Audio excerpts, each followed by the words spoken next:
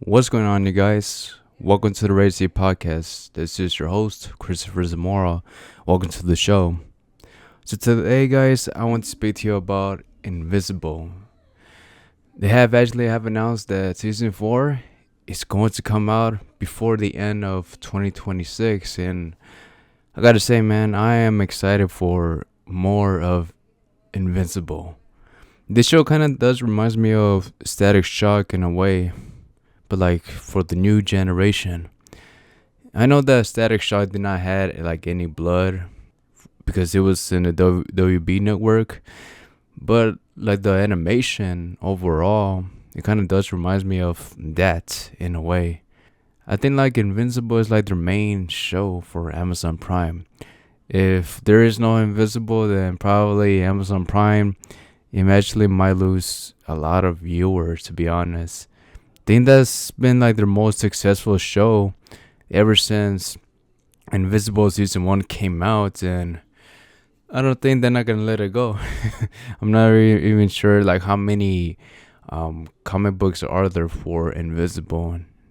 To be honest, I never even read one comic book of Invisible. I'm just keeping up with the TV show, but it's a great show. I gotta say, like season 2 was a bit slow for me.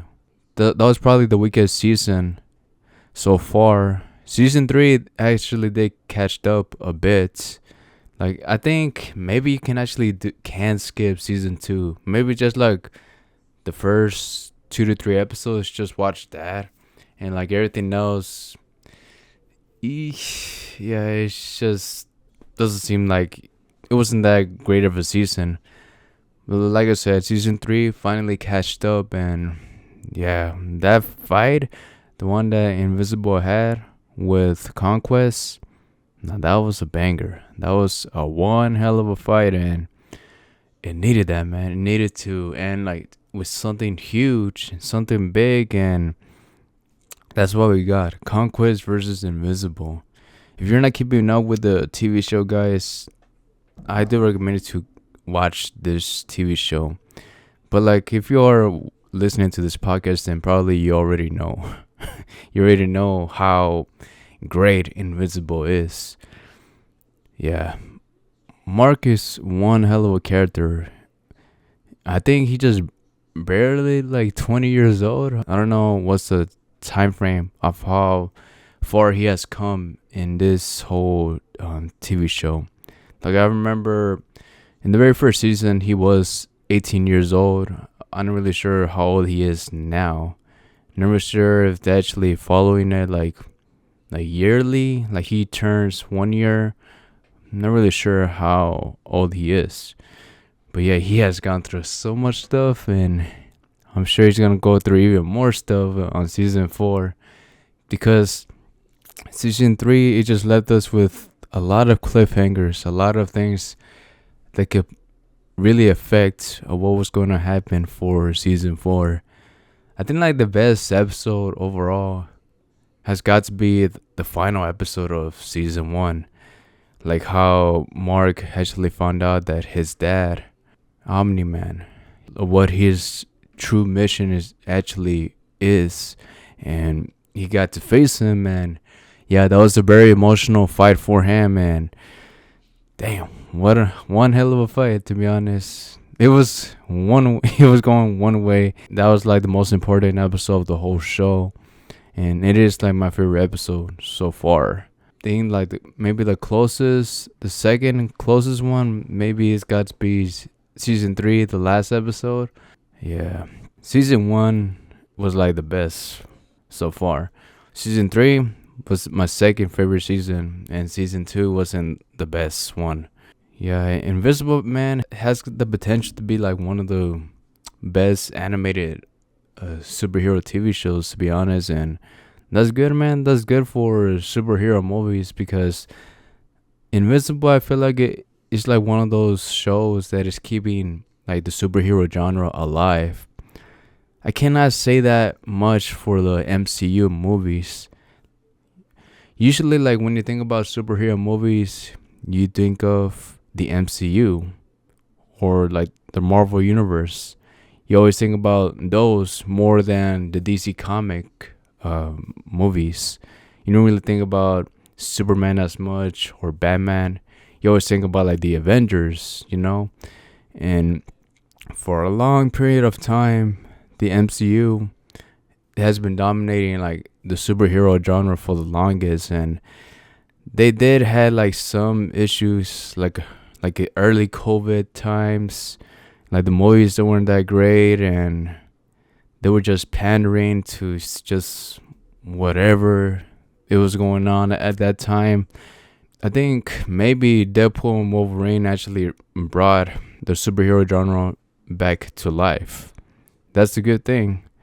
And that's why we've been having a lot of successful movies lately. Like for Superman 2025.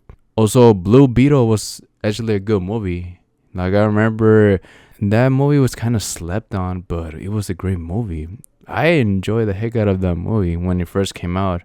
I think it came out like in 2022, but it was a good movie. I did enjoy it. And now the Fantastic Four movie, the one that has come out already in 2025, it has gotten great reviews. That's a good thing about this movie, the Fantastic Four First Steps movie.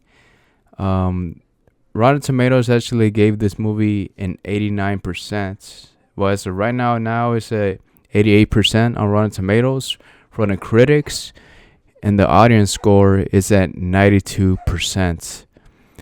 This is barely the first day. I'm actually just recording it on Friday, a day early from Saturday, because I will be kind of busy tomorrow, so I'm just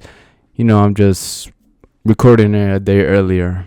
That's good, man. That is great for the Fantastic Four movie. I'm glad it has gotten great reviews overall. But I'm not really sure if I should go see this movie by myself. I probably might go see it with somebody else. It's not that I am tired of Marvel movies, but I feel like other studios should have the chance to actually shine, you know? It's great to have competition with everything. Like, you know how Apple is always competitive with Windows, Lionel Messi versus Cristiano Ronaldo. If you are a fan of soccer, the WWE right now, Roman Reigns versus Cody Rhodes. There's always had to be a balance, and I feel like Marvel's biggest rival has always been DC Comics. I want to see more of DC movies and more DC content. Superman 2025 was a success, and the next big thing from the DCU, it's going to be Peacemaker, the TV show. If you haven't seen Peacemaker, man, do yourself a favor, man, and go see it. John Cena did one hell of a job playing that role for Peacemaker. And the next big movie for the DCU is going to be Supergirl. She's going to be played by Millie Alcock. She's the girl who came out from the House of the Dragons. She came out in the first 5 episodes, I think, from the first season, and I believe it was great. It was a good TV show, but I still prefer Game of Thrones, you know. Season 2 was a bit slow for me, man. It was like, what am I watching? It was like a huge trailer leading up to something big, something amazing to happen, but it never did came. We were just wondering where it was, man. The only good thing about the House of the Dragons TV show was probably the dragons. That's about it. Well, that's why it's called House of the Dragons. Yeah, just letting us see the dragons, and also the people who actually controls them, who was able to control them. It just seems like it was a good idea to actually meet these characters. They all have their own personalities, you know. And season 3, I don't know when it's gonna come out. Maybe next year. Hopefully it turns out good, and hopefully it picks up even more than season 2. Because please, no more talking, man. Just action. Give us a lot of more action. Game of Thrones had the perfect balance, man. It had like the perfect balance to actually show like some scenes when they were just talking, and like, and also like the dialogue, it wasn't even boring. Like it was strictly interesting, and the action scenes, they kick ass, man. But let's see if we will get that with season 3 of House of the Dragons. Now, the last thing I want to speak to you about is about The Walking Dead, Daryl Dixon's show. It says right here that The Walking Dead, Daryl Dixon will end with season 4. I have seen a couple of episodes of the first season for Daryl Dixon, and I gotta say, it was a bit slow. Like, even the story, how he got to France by by from a little boats floating like in a little boats, that kind of did not make sense. I highly doubted that's freaking impossible for anybody. Like, for anybody to actually make it to France and like in a little small boat the whole time. Yeah, I don't know, man. It just seems a bit off. And also, I didn't really enjoyed that show. I just only watched like the first 5 episodes, and yeah, man, it's kind of a slow show. And that was like around the time that I just started watching something else. The other TV shows, the other spin-off series, the one that takes place in New York, I think that one was great. That one is pretty good. I only saw the first season, but it kept me interested. The other show with Rick and Michonne, I feel like they should continue that TV show, but I noticed that they have created 1 season of that. Since Rick is the main guy, he has always been the main guy, why aren't they continuing and making more seasons out of this TV show? Yeah, I'm not really sure why, but I don't know, man. Not sure how long The Walking Dead is going to last. They've been having a one hell of a run, to be honest. Like, The Walking Dead, I remember I just started watching this TV show once like season 3 kicked in. I think it was like around 2012, 2013. It's been a long time, man. I was probably like 14 or 15 years old when I first started watching this TV show, and I haven't looked back since. Dude, that show has been so great for the zombie genre, to be honest. Zombies are such scary creatures. Like, you can go anywhere you want with zombies. You could take them to space or in the desert as well. You can go anywhere with these zombies, and The Walking Dead has just been a great show, just showing us how far they have come. And the good thing is that they have kept Rick alive this whole time. I doubted that they have killed him off just yet. Or maybe they won't ever kill him off. I hope not, to be honest. Because like Rick, he is like one of the greatest like zombie TV show characters of all time. It will be so difficult like for everybody to see him actually die. Because if you have seen The Last of Us Part 2, you already know what happens there. And people did not like how that TV show and video game came to be.